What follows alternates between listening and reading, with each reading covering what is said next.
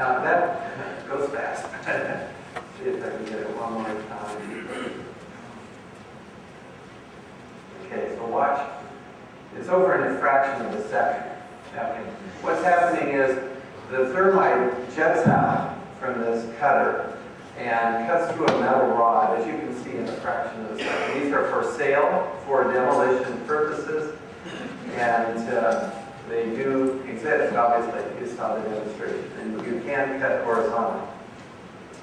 Now, I want to remind you, last year there were some fires in churches in Alabama, which we're all sad about.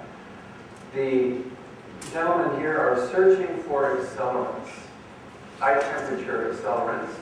And what we understand from the news stories is that they did find that a high temperature accelerant, thermite, was mentioned in at least one of the news reports that I saw about this. When you find thermite residue after there's been a building fire, then you know that this is arson. Thermite is not stored in buildings ordinarily. It's a highly dangerous substance. We call it the MSDS for this, the materials science, something. The safety issues are horrendous with this store. However, by the way, you can buy this stuff on eBay. I mean, it's not like it's a secret. I had a fellow, as I was talking about, I've been talking about thermite and thermate for over a year.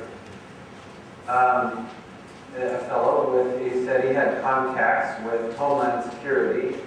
He wrote to me and administrators at my previous university and warned me to stop talking about thermite. And of course that sort of whetted my appetite a little bit, as the fact is. But it may have caused some problems down the road. But anyway, he said, you don't want terrorists to find out about this stuff. They already know. They already know. Obviously, they can use it, and we'll get to the very proof, and just more proof in just a minute. So I thought it was amusing, and I wrote back. I said, look, you can buy this stuff on eBay. This chemical reaction has been known about for it's been over 100 years. You know, it's all over the web, of course, so it's not surprising. Anyway, it's part of standard procedure when there's a possibility of arson to look for this residue. It's very distinctive. In fact, the code for fire and explosion investigations, NFPA 921, specifies, I quote, unusual residues might remain from the initial fuel used to accelerate sharpen fire. These residues could arise from thermite, magnesium, or other pyrotechnic materials. So thermite is specifically called for in standard procedure. You're supposed to look for this stuff. Now, let me ask you, was the World Trade Center disaster a crime scene? Yes. Did it involve fire? Yes. Should they look for thermite? Okay, yes. I want to mention one other thing. When you find this residue, you know there was a crime committed. The fingerprint is too hot. Fingerprints burn off of this stuff. So you can't, in general, tell who set the material there. You can't tell how many, but you know there was a crime. And it's an insider, right? They got inside the building and planted this material. So you actually learned a great deal. And let's see, okay, let's talk about this for a minute. This report is in the work of the Worcester Polytechnic Institute material scientist. Talks about sulfur in steel. You're remembering sulfur, right? And what happened was, we talked to Professor Barnett. I've emailed him, and my colleague has talked to him on the phone.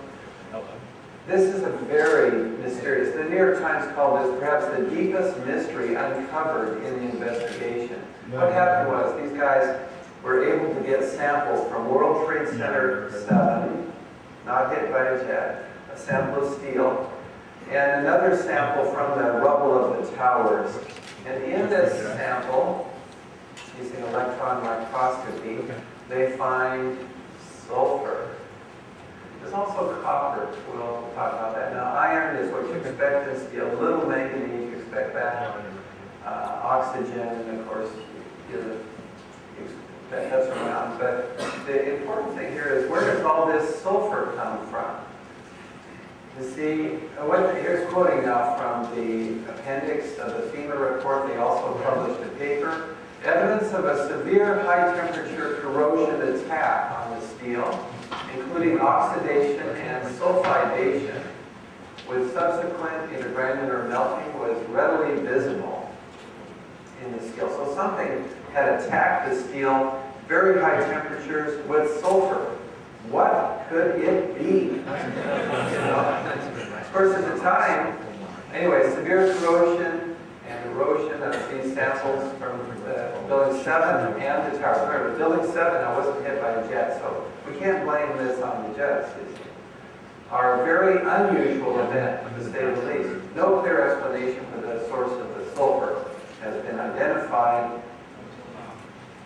And now, you would think the FEMA, this is FEMA in the FEMA report, of an appendix. We need more investigation. What did NIST do with this puzzle, this data, this very important piece of information about trying to tell us what happened on 9/11? They ignored it, you know, and that's sad. Now, when the NIST report comes out of the building, let's see, James, let me just remind me real quick, James Gurley's here. He put together a request for correction to NIST. Did we talk about sulfidation? I can't remember.